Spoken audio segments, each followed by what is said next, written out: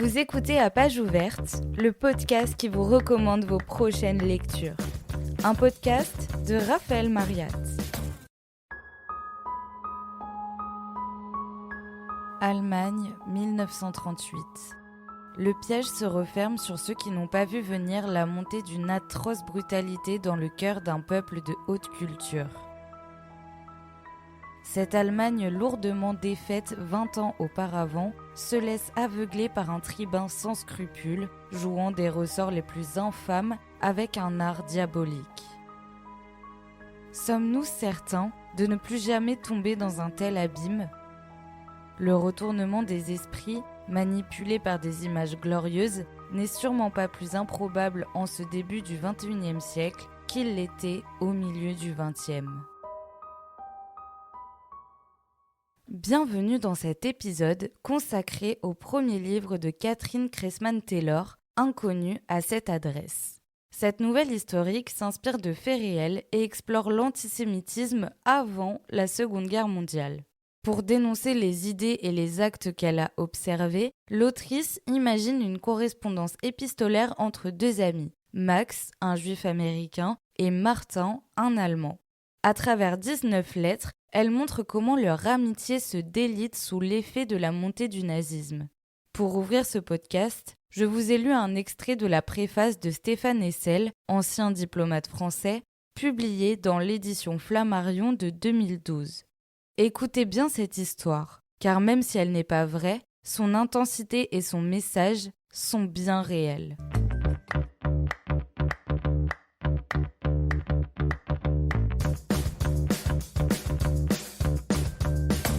La nouvelle Inconnue à cette adresse paraît en septembre 1938 dans le magazine américain Story. Cette date n'est pas anodine. Entre 1930 et 1938, les textes qui dénoncent explicitement l'antisémitisme nazi restent rares, surtout dans le domaine de la fiction. La montée progressive du nazisme, la prudence diplomatique des pays occidentaux, la censure en Allemagne et parfois l'incapacité du public à croire à l'ampleur des persécutions expliquent en partie ce silence. Dans ces années-là, quelques voix s'élèvent tout de même, comme celle de Thomas Mann, l'un des rares intellectuels allemands à utiliser sa renommée internationale pour alerter sur le danger hitlérien. Lorsque Hitler accède au pouvoir en 1933, Thomas Mann se retrouve en tournée de conférences en Europe. En apprenant que ses livres figurent parmi ceux brûlés lors des autodafés de mai 1933, il choisit de ne pas rentrer. Cet exil volontaire constitue déjà un acte politique fort. Entre 1933 et 1938, il multiplie les prises de position contre la propagande et la terreur idéologique du régime, notamment dans son essai « La place du narrateur à l'ère des dictateurs ».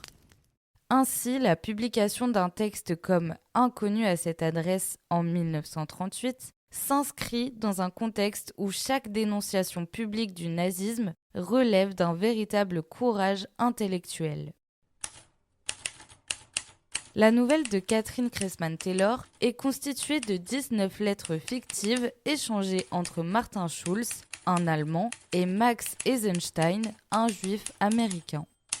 L'autrice s'est inspirée de lettres réelles de ses anciens amis allemands. Choquée par l'antisémitisme dont elle avait été témoin, elle choisit de dénoncer ses idées et ses comportements à travers la fiction. Dans l'histoire, les deux personnages sont des amis très proches et propriétaires d'une galerie d'art à San Francisco. Leur correspondance commence le 12 novembre 1932 lorsque Martin retourne à Munich avec sa femme et leurs 4 enfants. Max, resté seul à gérer la galerie, lui raconte la situation de leur affaire et exprime sa solitude. Il se réjouit cependant du retour de Martin, qu'il considère comme un frère, dans son pays natal. C'est une Allemagne démocratique que tu retrouves, une terre de culture où une magnifique liberté politique est en train de s'instaurer. Il y fera bon vivre, naturellement tu as bien fait de partir. Malgré ton succès ici, tu n'es jamais devenu américain. Et maintenant que notre affaire est si prospère, tu te devais de ramener tes robustes dans leur patrie pour qu'ils y soient éduqués. 14 ans déjà que la guerre est finie. J'espère que tu as entouré la date en rouge sur le calendrier. C'est fou le chemin que nous avons parcouru en tant que peuple depuis le début de toute cette violence. Cette lettre d'une confiance presque candide révèle l'aveuglement qui règne en dehors de l'Allemagne. Max décrit un pays démocratique, une terre de culture qui retrouverait sa stabilité, comme si la République de Weimar n'était pas déjà fragilisée par la crise économique, l'instabilité politique et l'arrivée d'Hitler. Depuis les États-Unis, la menace nazie paraît encore lointaine et diffuse. Beaucoup pensent que l'Allemagne finira par se ressaisir, que les extrémistes resteront marginaux et que la culture allemande saura, comme toujours, rétablir l'ordre et la raison. Ce décalage entre la perception de Max et la réalité allemande crée une tension tragique dans la correspondance. Il prépare surtout le basculement à venir.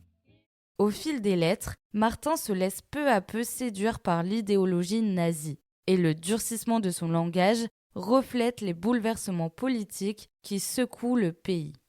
Le 21 janvier 1933, 9 jours avant l'ascension d'Hitler au pouvoir, Max lui écrit une nouvelle lettre pour lui demander qui est Hitler, car il est inquiet de ce qu'il lit dans la presse.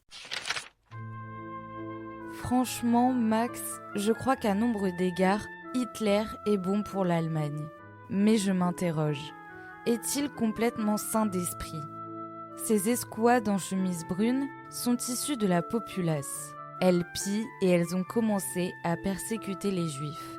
Mais il ne s'agit peut-être là que d'incidents mineurs. La petite écume trouble qui se forme en surface quand bout le chaudron d'un grand mouvement. Car je te le dis, mon ami, c'est à l'émergence d'une force vive que nous assistons dans ce pays. Dans cette lettre, Martin ignore l'ampleur réelle des actes antisémites, illustrant à quel point certaines voix de l'époque, même proches des événements et informées, étaient incapables de mesurer la gravité de ce qui se jouait. Son aveuglement reflète un phénomène plus large. Une partie du peuple allemand, séduite par les promesses de renouveau national et influencée par la propagande, ne percevait pas le caractère systématique et radical du projet nazi. En qualifiant ces violences d'incidents mineurs, Martin participe à la banalisation des prémices de la terreur et sous-estime la menace que représentait Hitler tant pour la population juive que pour la démocratie allemande. Au fil des mois, la presse internationale publie des reportages sur l'Allemagne. Max en a peur et peine à les interpréter, car les journalistes se contredisent d'une publication à l'autre. Il compte sur son ami à Munich pour lui donner un rapport précis de la situation, persuadé que l'esprit libéral de Martin ne peut accepter de tels événements. Mais contre toute attente, celui qu'il considère comme un frère lui répond avec une brutalité glaciale. Il souhaite mettre fin à leur correspondance. Il n'est plus possible pour lui de communiquer avec un juif. Dans sa lettre, Martin tient des propos antisémites directement inspirés par la propagande nazie.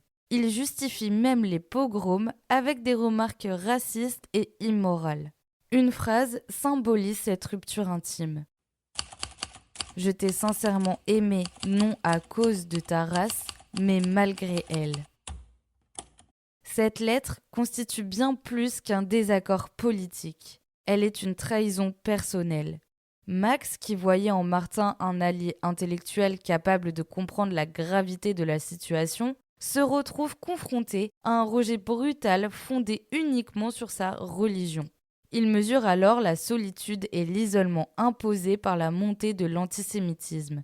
L'amitié, qu'il supposait soutien et empathie, devient un révélateur cruel de la puissance corrosive des préjugés et de la haine raciale. Malgré la violence de ses propos, Max continue d'écrire à Martin, s'accrochant à l'espoir de sauver leur amitié. Mais il se heurte à des réponses de plus en plus dures qui reflètent la radicalisation de son ancien ami. Tu dis que nous persécutons les libéraux, que nous brûlons les livres. Tu devrais te réveiller. Est-ce que le chirurgien qui enlève un cancer fait preuve de sentimentalisme niais? Il taille dans le vif, sans état d'âme. Oui, nous sommes cruels. La naissance est un acte brutal. Notre renaissance l'est aussi.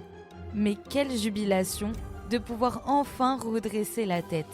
Comment un rêveur comme toi pourrait-il comprendre la beauté d'une épée dégainée?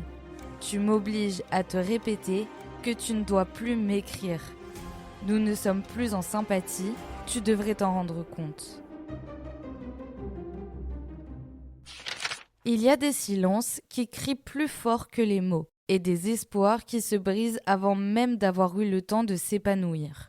Chaque lettre de Martin est une lame froide et tranchante. La désillusion s'installe alors comme un vent glacial qui révèle la fragilité des liens humains face à l'inflexibilité de l'esprit. Dans ce vertige entre espoir et désillusion, Max apprend une vérité amère. Croire en l'autre est une force précieuse, mais elle expose aussi à la trahison et au vide. La beauté de l'amitié réside dans sa réciprocité, et la plus grande leçon de ce vide n'est peut-être pas seulement la perte d'un ami, mais la découverte de la solitude inévitable qui accompagne toute attente déçue. La propagande et le racisme se révèlent des dangers insidieux, capables de transformer la perception de la réalité. Des idées qui semblaient autrefois inacceptables peuvent, sous leur influence, paraître légitimes et même les individus sensibles et cultivés peuvent y succomber. En affaiblissant la vigilance morale et politique, elle retarde la réaction des citoyens et des institutions face aux injustices et prépare le terrain à de graves violences. L'aveuglement face aux idées racistes, même chez ceux qui se croient lucides, devient ainsi un instrument de normalisation de la terreur, rendant possible des actes que l'on croyait impensables. Bien sûr, je ne vous ai pas dévoilé toutes les lettres. D'autres détails, parfois très intenses, restent à découvrir. Un autre personnage secondaire sert de fil rouge. Je vous laisse donc le découvrir par vous-même en lisant cette nouvelle. Inconnu à cette adresse rencontre un immense succès dès sa publication en magazine. Tous les exemplaires sont vendus en seulement 10 jours. Un an plus tard, la nouvelle est éditée par Simon & Schuster. 50 000 exemplaires se vendent très rapidement en librairie. Le New York Times la met en avant avec cette critique. Cette histoire moderne est la perfection même. C'est la plus efficace mise en cause du nazisme dans une œuvre de fiction. Ce succès littéraire est d'autant plus remarquable qu'il est signé par une femme. Au milieu du XXe siècle, les autrices sont encore perçues comme moins légitimes que les écrivains masculins. C'est pourquoi le texte est publié sous le pseudonyme Cressman Taylor, laissant penser qu'il s'agit d'un homme. La nouvelle arrive en France en 1999 et reste interdite en Allemagne jusqu'en 2001. Inconnu à cette adresse montre que la littérature, même sous un format court, peut devenir un puissant outil de résistance culturelle.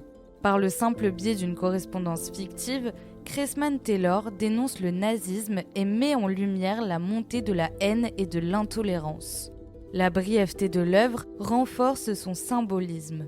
En concentrant l'histoire sur quelques lettres, l'autrice condense des enjeux historiques et moraux complexes en un récit intense et percutant. Chaque mot de cette correspondance prend un poids particulier, obligeant le lecteur à s'immerger dans la psychologie des personnages et à ressentir directement l'injustice et l'angoisse. Au-delà de son rôle esthétique et narratif, Inconnu à cette adresse illustre la capacité de la littérature à façonner les esprits et à éveiller les consciences. Ce pouvoir de persuasion, discret mais fort, montre que la fiction peut influencer l'opinion publique. Les œuvres littéraires sont des instruments de débat et de critique sociale. Elles dépassent le cadre du divertissement pour participer activement à la construction de la conscience collective.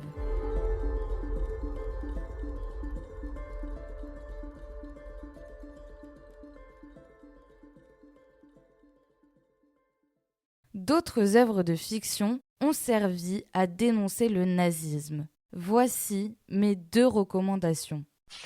Le choix de Sophie, de William Styron, raconte l'histoire d'une femme rescapée d'Auschwitz. Son arrivée dans le camp de la mort est marquée par sa rencontre avec un médecin. Il lui a posé la pire question qu'il soit. Elle doit choisir lequel de ses 2 enfants allait être tué dans les chambres à gaz et lequel vivra auprès d'elle dans le camp. Dans Elle s'appelait Sarah, Tatiana de Roncenay imagine l'histoire d'une petite fille juive qui est arrêtée chez elle avec ses parents en juillet 1942. Dans la précipitation, Sarah décide de cacher son petit frère dans une armoire qu'elle ferme à clé. Elle essaye ensuite de s'échapper d'un camp pour enfants pour aller délivrer son frère. Voilà, évidemment, les histoires vraies et les témoignages sur la Seconde Guerre mondiale sont des œuvres essentielles à lire pour ne pas oublier les crimes du nazisme.